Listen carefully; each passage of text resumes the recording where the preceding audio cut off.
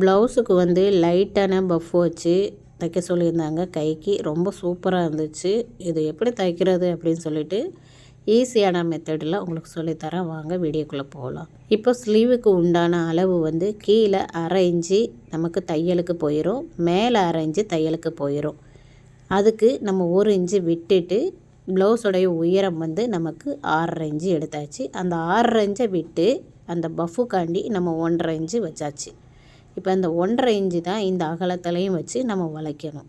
இது 38 சைஸ் ப்ளவுஸுக்கு வந்து நம்ம கை கட் பண்ணியிருக்கிறோம். அகலத்தில் வந்து நம்ம 9.5 இன்ச்சு வச்சுட்டு அண்டர் வந்து 3 இன்ச்சு இறக்கியிருக்கேன். ஏன்னா ஹாம்கோல் உயரம் வந்து உங்களுக்கு 6 இன்ச்சாக இருக்கிறதுனால கையுடைய அகலம் வந்து 6 இன்ச்சு.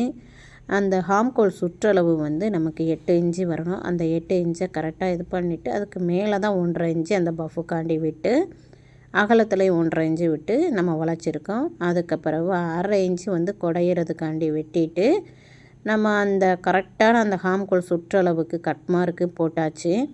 அந்த குடஞ்சதுக்கு அடையாளத்துக்கும் கட் மார்க்கு போட்டாச்சு. இந்த ப்ளவுஸில் வந்து கைக்கு வந்து பைப்பிங் வச்சு தைக்கணும். அதனால் அந்த பைப்பிங்கையும் ஃபஸ்ட்டு நம்ம அட்டாச் பண்ணிவிட்டு அதுக்கப்புறம் நம்ம பஃப் வச்சுக்கலாம்.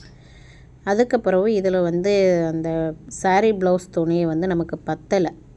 அதனால் ஒரு பக்கம் மட்டுக்குமே நீங்கள் ஒட்டு போடக்கூடாது. 2 பக்கமுமே ஒட்டு போட்டால் தான் சென்டரில் அந்த பார்டர் நமக்கு கிடைக்கும். அந்த மாதிரி நீங்கள் பார்த்துக்கிட்டு அந்த சைடு இந்த சைடும் நீங்கள் வந்து ஒட்டு போட்டுக்கோங்க. அதுக்கப்புறம் வந்து நம்ம பைப்பிங்லாம் ஏற்கனவே தைச்சி எடுத்து வச்சுருக்கு. இதை வந்து லைனிங்கில் வச்சுட்டு நம்ம 1/2 இன்ச்சு அகலத்தில் அப்படியே அந்த பைப்பிங் ஓரமாகவே தைச்சிட்டு வரணும். கட் மார்க்கு சென்டராக வச்சு, ஏன்னா நான் கணக்காக வச்சு தான் அந்த பைப்பிங்கை ஜாயின் பண்ணி எடுத்துருக்கேன். நான் 6 இன்ச்சு அகலம், கை அகலம் 7 இன்ச்சு நீட்டத்தில் நான் வந்து பைப்பிங்கை வந்து தைச்சி எடுத்ததுனால சென்டராக வச்சு நான் அதை தைச்சி எடுத்திருக்கேன். இப்போது சாரீ ப்ளவுஸு துணியில் வந்து நல்ல பக்கத்தில் வச்சுக்கோங்க. பைப்பிங் ஜாயின் பண்ணதை வந்து உள்ளே வச்சுருங்க. உள்ளே வச்சுட்டு அப்படியே வந்து அதை கீழே அடியில் வச்சுட்டு அந்த பைப்பிங் இருக்கிற அடையாளம் நமக்கு தெரியும். அதை அப்படியே தெரிகிற மாதிரியே அந்த ஓரமாகவே நம்ம அடிச்சுட்டே வந்துட்டோம் அப்படின்னா அந்த பைப்பிங் ஒட்டுனாப்பில் அடிக்கணும். அப்படி அடித்தோன்னா பைப்பிங் ஃபினிஷிங்காக நல்லா சூப்பராக நமக்கு வெளியில் தெரியும். முன்னெல்லாம் வந்து கைக்கு வந்து பஃப் ஸ்லீவ் எப்படி வைப்போம் அப்படின்னா மேலே வந்து அந்த 1.5 இன்ச்சுன்னு எக்ஸ்ட்ரா எடுத்தோம் பார்த்திங்களா, அந்த 1.5 இன்ச்சு எடுக்காமல் அப்படியே நேராகவே வச்சு கட் பண்ணிடுவோம். அங்கிட்டு 1.5 இன்ச்சு இங்கிட்டு 1.5 இன்ச்சு எடுத்தால் மொத்தம் 3 இன்ச்சு. அப்போ அதை ஸ்ட்ரெயிட்டாக விட்டுட்டு அதுக்கப்புறம் அதில் இருந்து நம்ம ஹாம்கோல் வளைவு கொடுப்போம். அப்படி தான் வந்து முன்னாடியெல்லாம் பஃப் ஸ்லீவு நம்ம கட் பண்ணிக்கிட்டு இருந்துச்சு. ஆனால் இப்போ புதுசாக இந்த மாதிரி வச்சு தைக்கிறதுனால இது கொஞ்சம் தூக்குனாப்பில் இருக்கும், மேலே தூக்குனாப்பில் இருக்கும். ஆனால் எது வந்து நல்லா இருக்கும் அப்படின்னு பார்த்திங்கன்னா, நமக்கு அந்த ஸ்ட்ரெயிட்டாக 3 இன்ச்சின்னு விட்டோம் சொன்னோம் இல்லையா ஃபஸ்ட்டு தைச்சது, அந்த மாதிரி நம்ம பஃப் ஸ்லீவ் வைக்கிறது தான் பார்க்குறதுக்கு ரொம்ப அழகாகவே இருக்குது. அதுவும் எப்படி தைக்கிறது அப்படின்னு சொல்லிட்டு ஒரு நாளைக்கு வீடியோ போடுறேன் நான், அதையும் நீங்கள் பாருங்கள். அப்போ உள்ள மாடல்லே தைக்கிறது வந்து ரொம்ப சூப்பராக தான் இருக்கும். அப்போ உள்ள மாடல் தான் இப்போ ட்ரெண்டிங்காக போய்கிட்டு இருக்குது.